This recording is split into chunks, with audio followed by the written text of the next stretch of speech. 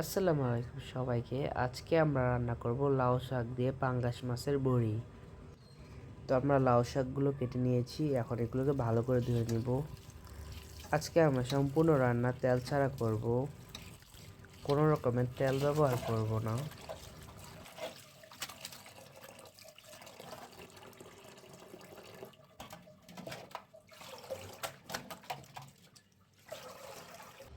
পাঙ্গাস মাছের চবড়ি বড়ি নিয়ে নিয়েছি, এখন এগুলোকে ভালো করে ধুয়ে নিব।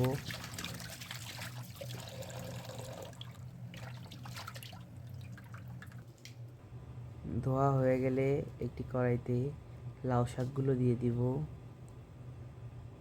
কিছু আলু কুচি দিয়ে দিব, 4-5টা মরিচ দিয়ে দিব, পেঁয়াজ কুচি দিয়ে দিব, 2টা তেজপাতা দিয়ে দিব, পরিমাণ মতো হলুদ দিয়ে দিব, মরিচের গুঁড়া দিয়ে দিব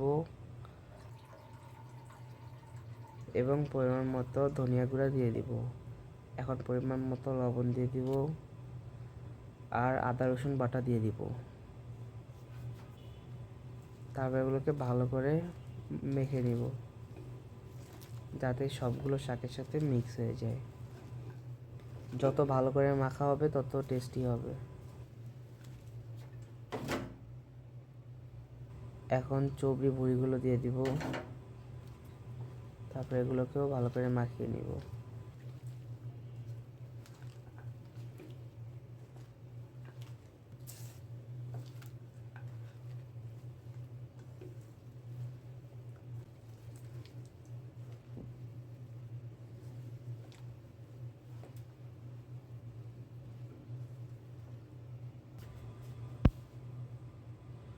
সব কিছু মাখা হয়ে গেলে একটুখানি পানি দিয়ে দেব। এখন কড়াইটাকে ঢেকে রান্না করে নিব। কিছুক্ষণ পরপর ঢাকনা উঠিয়ে নেড়ে চেড়ে নিব।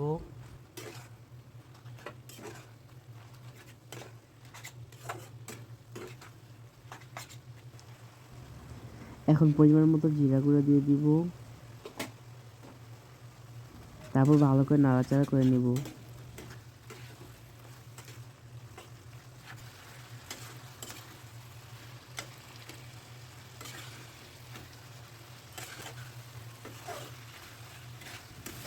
তেল ছাড়া যে এত মজার রান্না হয় আগে তো জানাই ছিল না। আপনারাও ট্রাই করে দেখবেন। আর আমাদের ভিডিও ভালো লেগে থাকলে অবশ্যই লাইক, কমেন্ট, শেয়ার এবং সাবস্ক্রাইব করবেন। আর তৈরি হয়ে গেল আমাদের রান্না।